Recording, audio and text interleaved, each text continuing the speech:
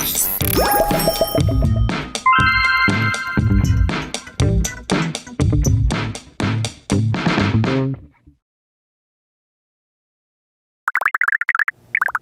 Olá, seja muito bem-vindo a mais uma dica do Contraturno Digital. Eu sou o professor Alexandre Donato e esta é uma dica de geografia. Então, gente, a integração deu certo?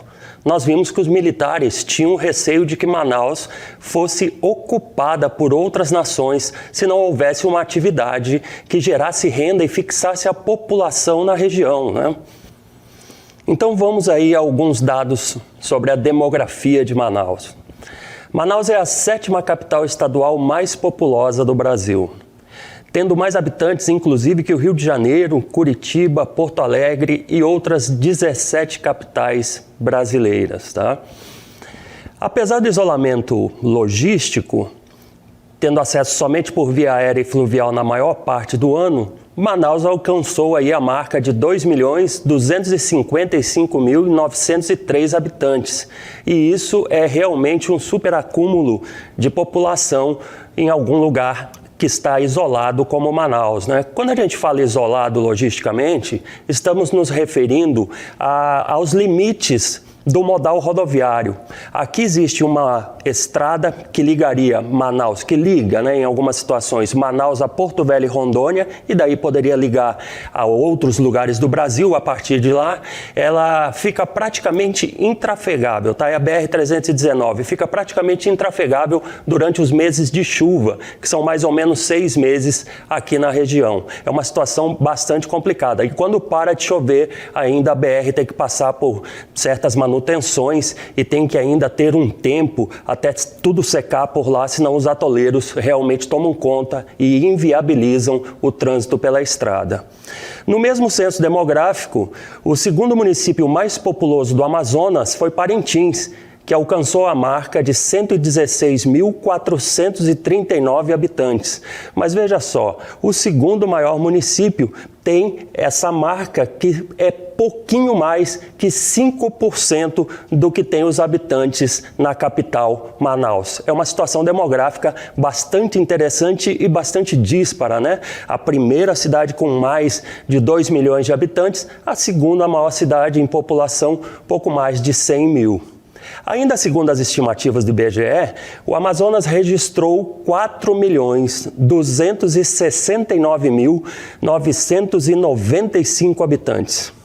Isso significa dizer que Manaus, a data das estimativas, tinha 52,8% de todos os habitantes do estado do Amazonas.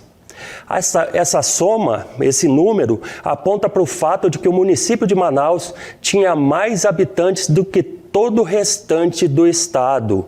Ou seja, a capital, Manaus, tem um aglomerado populacional que significa simplesmente que tem mais habitantes do que todos os demais municípios juntos. Então, gente, esse sucesso demográfico é obviamente acompanhado de óbices diversos, né, que são característicos dos grandes centros urbanos. Então, como Manaus passou a oferecer muitos empregos pela presença massiva de indústrias, né, como nós vimos aí mais de 500 indústrias, a capital atraiu muitas pessoas, né, para se tornarem moradores fixos de Manaus. E aí, com isso, outros problemas vieram, tá?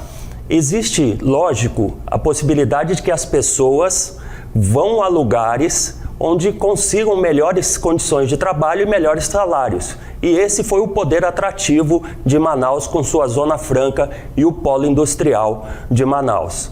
Com isso, minha gente, também se alteraram algumas coisas aí na condição urbana, tá? Alguns problemas urbanos, né? Nós temos aí violência, nós temos poluição em excesso, temos saneamento básico insuficiente, submoradias, dentre outros vários problemas que são muito característicos dos grandes centros urbanos. Não é uma exclusividade de Manaus, tá bom? E assim finalizamos a dica do Contraturno Digital sobre o modelo Zona Franca de Manaus e o Polo Industrial. Não se esqueçam de se inscrever no YouTube e seguir a gente aí nas redes, @Contraturno Digital. Valeu, gente! Até a próxima!